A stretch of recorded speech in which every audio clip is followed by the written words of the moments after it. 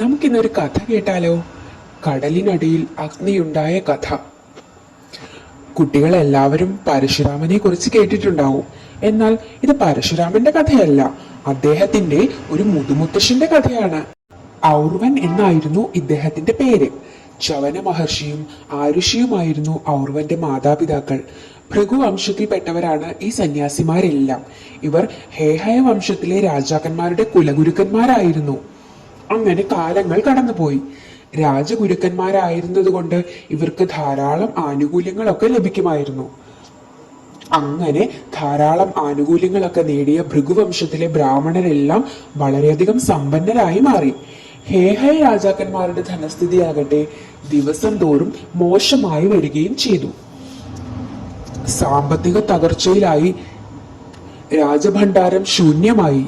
ഇനി ഇവിടെ നിന്നിട്ട് കാര്യമില്ലെന്ന് കരുതിയ ഭൃഗുവംശ ഗുരുക്കന്മാർ രാജാവിനെ ഉപേക്ഷിച്ചു പോയി. അന്നത്തെ ഹേഹയ രാജാവായ കൃതവീരൻ ഭൃഗുവംശത്തിലെ പ്രമാണിമാരോട് കുറച്ചു ധനം കടമായി ചോദിച്ചു. പക്ഷെ അവരൊന്നും കൊടുത്തില്ല.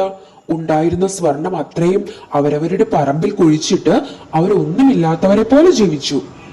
കൃതവീരൻ മരിച്ചു. ബാലനായ കാർത്തവീരാർജുനൻ രാജാവായി. ഇതിനിടെ ഒരു സംഭവം ഉണ്ടായി. ഭാർഗവ വംശത്തിലെ ഒരു ബ്രാഹ്മണന്റെ നിലമുഴുതപ്പോൾ പണിക്കാർക്ക് മണ്ണിനടിയിൽ നിന്ന് ഒരു വലിയ നിധിശേഖരം കിട്ടി. രാജാവ് ഈ വിവരം അറിഞ്ഞു.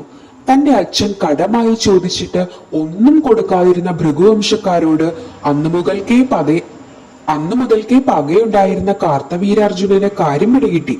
ധനമെല്ലാം ഇവർ ഭൂമിയിൽ കുഴിച്ചിട്ടിരിക്കുകയാണ്. എന്നാൽ അതെടുത്തിട്ട തന്നെ കാര്യം.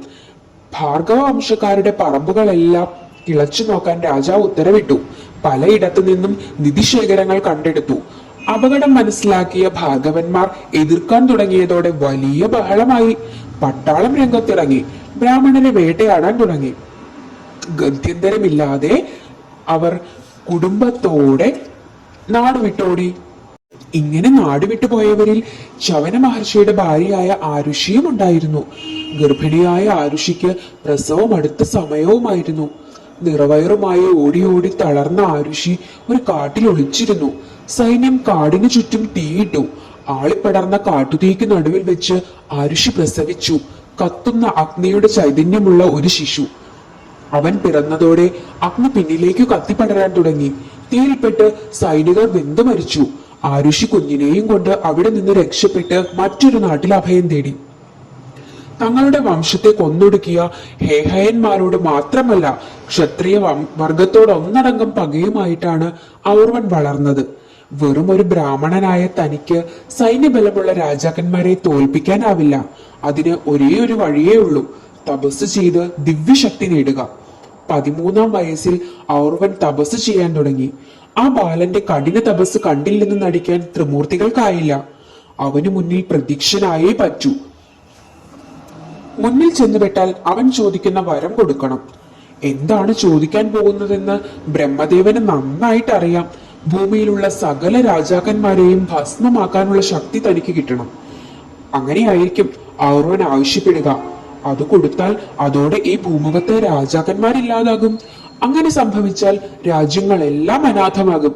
അതുണ്ടാകരുത്. എങ്ങനെയും ഔർവനെ ഇതിൽ നിന്ന് പിന്തിരിപ്പിച്ചേ പറ്റൂ. പക്ഷെ ആര് പോകും? അഗ്നിക്ക് നടുവിൽ പിറന്നവനാണവൻ. കണ്ണുകളിൽ പകയുടെ തീ നിറച്ചവനാണ്. ദേഷ്യം വന്നാൽ കത്തിച്ചു കളയും. ബ്രഹ്മാവ് ഒടുവിൽ ഒരു വഴി കണ്ടെത്തി. അദ്ദേഹം മഹാതപസ്യകളായ സപ്തർഷിമാരെ വിളിച്ചു വരുത്തി. ദേവന്മാർക്കൊപ്പം ദിവ്യശക്തികളുള്ള 7 മുനിമാർ. യുഗങ്ങൾ അവസാനിച്ചാൽ പോലും മരണമില്ലാത്ത മഹാതപസ്വികൾ. സപ്തർഷിമാർ ബ്രഹ്മാവിനെ ചെന്നു കണ്ടു. ഔർവനെ എങ്ങനെയെങ്കിലും പറഞ്ഞ് സമാധാനിപ്പിക്കണം. അവന്റെ ഉള്ളിലെ പകയുടെ അഗ്നിക്ക് മുകളിൽ പിടിച്ചു നിൽക്കാൻ നിങ്ങൾക്കേ പറ്റൂ, ബ്രഹ്മാവ് പറഞ്ഞു. അദ്ദേഹത്തിന്റെ നിർദ്ദേശപ്രകാരം സപ്തർഷിമാർ ഔർവന്റെ അടുത്തെത്തി. വരം തരാനെത്തുന്ന ബ്രഹ്മദേവനെ പ്രതീക്ഷിച്ചിരുന്ന ഔർവന് മുന്നിൽ വന്ന സപ്തർഷികളെ കണ്ടപ്പോൾ ദേഷ്യമാണ് തോന്നിയത്. എങ്കിലും അതയാൾ പ്രകടിപ്പിച്ചില്ല. കുമാര, നീ ചെയ്യുന്നത് ശരിയായ കാര്യമല്ല. ക്ഷത്രിയരെ മുഴുവൻ കൊന്നൊടുക്കാനല്ലേ നീ ആഗ്രഹിക്കുന്നത്? മുനിമാർ ചോദിച്ചു. അത് നിങ്ങൾക്ക് എങ്ങനെ അറിയാം? ഔർവന് അത്ഭുതമായി. എല്ലാം അറിയുന്ന ബ്രഹ്മദേവനാണ് ഞങ്ങളെ ഇങ്ങോട്ട് അയച്ചത്. നീ ഇതിൽ നിന്ന് പിന്മാറണം, അവർ പറഞ്ഞു. ഇല്ല, എന്റെ പൂർവികരെ മുഴുവൻ കൊന്നൊടുക്കിയ ക്ഷത്രിയരെ ഞാൻ വെറുതെ വിടില്ല. ഔർവൻ വാശി പിടിച്ചു. ഉണ്ണി, അത് ചെയ്യാൻ കാലം നിയോഗിച്ചത് നിന്നെയല്ല. നിന്റെ പരമ്പരയിൽ കുറെ കാലങ്ങൾക്കു ശേഷം ജനിക്കുന്ന ഒരു സന്യാസിയാണ് അത് ചെയ്യേണ്ടത്. അതാണ് വിധി. അതിനാൽ നീ ഈ തപസ് അവസാനിപ്പിക്കുക.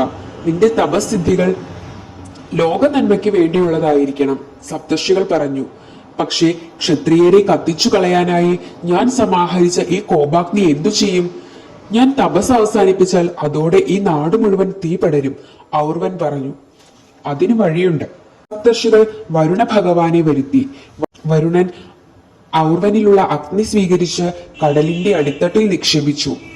ബാണ്ഡവാഗ്നി എന്ന പേരിൽ അഗ്നിപർവ്വതങ്ങളായി കടലിനടിയിൽ ഔർവന്റെ കോപം പുകയുന്നു എന്നാണ് പുരാണങ്ങൾ പറയുന്നത്.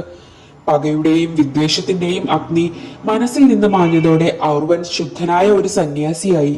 സപ്തർഷികൾ ഔർവനോട് പറഞ്ഞ കാര്യം സത്യമായി. ഔർവന്റെ 3-ാം തലമുറയിലെ ഒരാൾ പിൽക്കാലത്ത് 21 വട്ടം ലോകം ചുറ്റി നടന്ന് ക്ഷത്രിയ വംശത്തെ ഒന്നടങ്കം കൊന്നടുക്കി.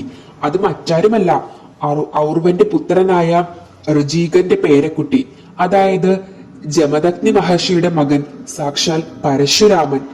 സപ്തർഷികൾ ഔർവനോട് പറഞ്ഞതുപോലെ നമ്മുടെ സിദ്ധികൾ പകവീട്ടാനല്ല ഉപയോഗിക്കേണ്ടത്. അത് ലോകത്തിന്റെ നന്മയ്ക്കായിട്ടാണ് പ്രയോജനപ്പെടുത്തേണ്ടത്.